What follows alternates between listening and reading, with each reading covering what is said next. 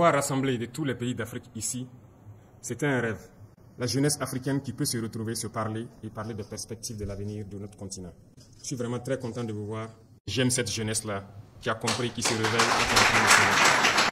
Notre mission est certes difficile, mais grâce à vous, la mission est en train de devenir de plus en plus facile.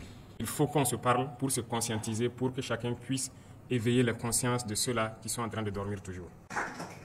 Nous avons un défi, et je pense que ce défi commence dans l'éducation d'abord. Beaucoup d'entre vous sont des leaders, des entrepreneurs, des leaders d'opinion dans leur pays. Il faut que vous arriviez à faire passer le message, surtout aux plus petits, et que nos systèmes éducatifs changent pour prendre en compte nos données réelles et éduquer les enfants pour de meilleurs citoyens de demain.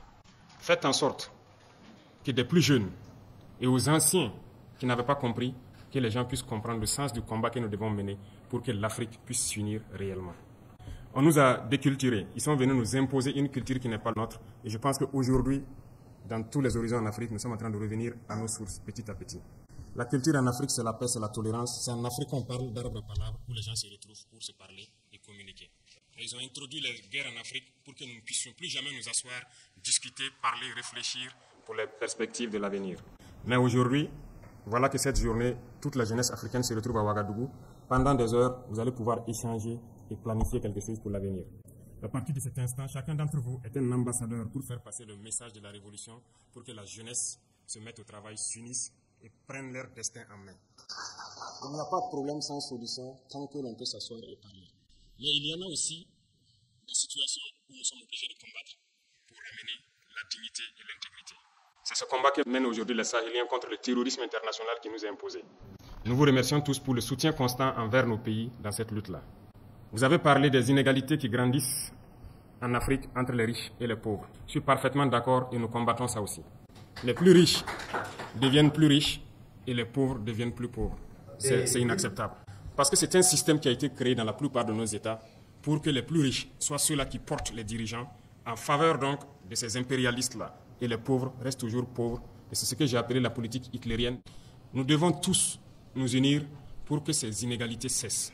Parce que dans cette union, il ne faudrait pas que l'intérêt personnel prime. Il faudrait voir d'abord l'intérêt collectif. Et c'est possible. Ici, au Burkina, nous sommes confrontés justement à beaucoup de problèmes dans ce combat, mais nous allons le mener. Les plus riches, qui ont assez de milliards, d'abord, la plupart du temps, ont leur fortune dans les banques impérialistes, mais n'ont aucun souci pour aider les plus pauvres. Nous avons lancé le fonds de soutien patriotique où le plus pauvre des Burkinabés contribue.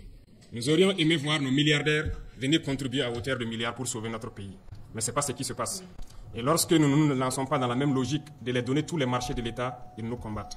L'année dernière, quand j'ai échangé avec vous, je disais que j'avais vu des banquiers pour pouvoir mettre un mécanisme en place avec l'État pour financer les jeunes.